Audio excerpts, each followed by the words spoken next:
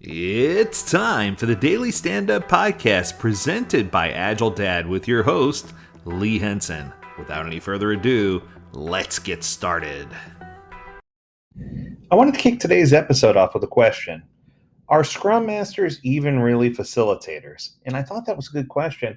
And I got to tell you, this is something that I brought up many times in my Scrum Master class and in my Product Owner class, where I've said that I found that product owners are much stronger facilitators in 90% of the cases than even Scrum Masters are. And that warranted a lot of discussion because a lot of people automatically associate the word Scrum Master with facilitator.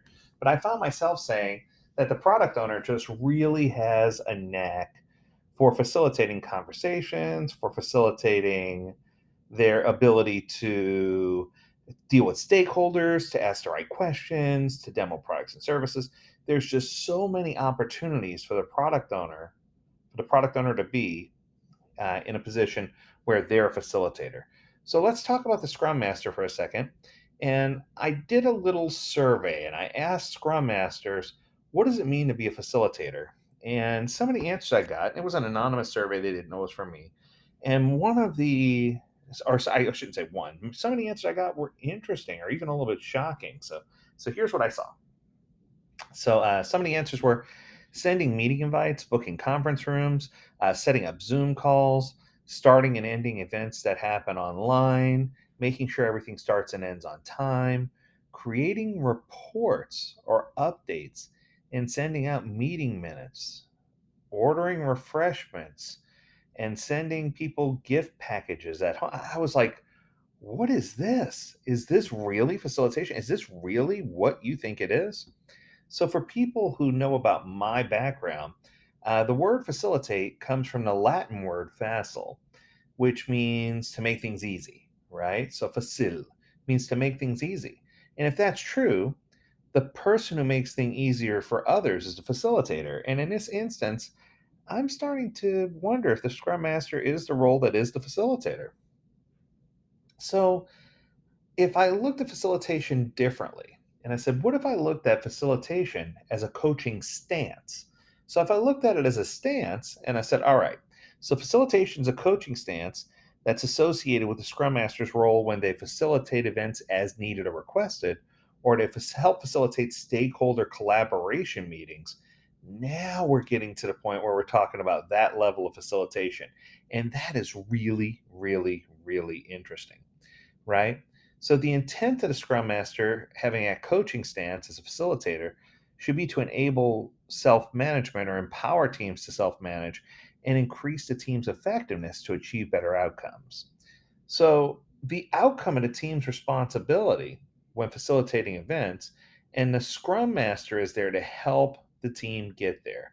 So it's the outcome's the team's responsibility. That's totally interesting to me when you put that together because then it means that the scrum master is there, like I say, to help facilitate, which is really, really, it's a wonderful thought process if you think about it. Because I often compare the scrum master to a doctor, and I say that their job is to triage, find out information, diagnose, and then, of course, facilitate success for these teams. So, scrum masters are often knowledgeable and have lots of interest in the outcome. They typically don't let it influence the way that the team's work goes or influence decisions. They want to make sure that they have a stance that makes sense. So, I guess the easiest way for me to explain it is in many situations, I say the Scrum Master should be Switzerland and neutral, but in this case, the Scrum Master is not neutral to the decision making process. They actively contribute by diagnosing and intervening as needed. So, when you think of a facilitator role in Scrum, for me, I often think of the product owner, but the Scrum Master is beneficial when they can help teams deal with patterns or anti patterns like becoming cross functional or addressing technical debt or viewing things where we have diverse perspectives. Where there's a deep amount of creativity required, or trying to get teams to come to consensus or collaborate, or there's creative conflict, or conflict resolution that you can't get past and that you're struggling to attain or sustain a good safe work environment where people are just starting to feel like they're not trusted. These are all times where the scrum master definitely has influence. And it's one of those power dynamics games where the scrum master needs to not be the manager, but the scrum master should certainly have the highest level of influence. If that's true, then they can help the teams understand what self management really means by moving away from enabling the team and beginning to empower the team to make critical choices so that they can be successful. So, a typical pattern that great facilitators have is they have this belief, this undying belief that people, and I love this. I got this one from Meg Whitman. She said, "People are inherently good." And she said this back in her eBay days. And I agree, right? If you think about it further from a Scrum Master's perspective, people are intelligent, they're resourceful, and they desire to do the right thing. They're good people, right? The title of an individual has no bearing on their ability to add value. So I find myself all the time telling people, stop paying attention to titles. Pay attention to what people do, what their behaviors are, and how that maps. And then finally, a team's decisions are far superior to those of a lone individual. It's the greater whole, right? And I think that if we can get to those points and we can understand those things, it's going to make it so much easier and so much better. So there you have it. Lots of excitement, lots of energy.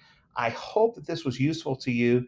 If you have further questions about how the Scrum Masters facilitate and what they do, or questions about the events that they facilitate at, feel free to reach out to us at learnmore@agiledad.com. We would love to learn more and hear from you.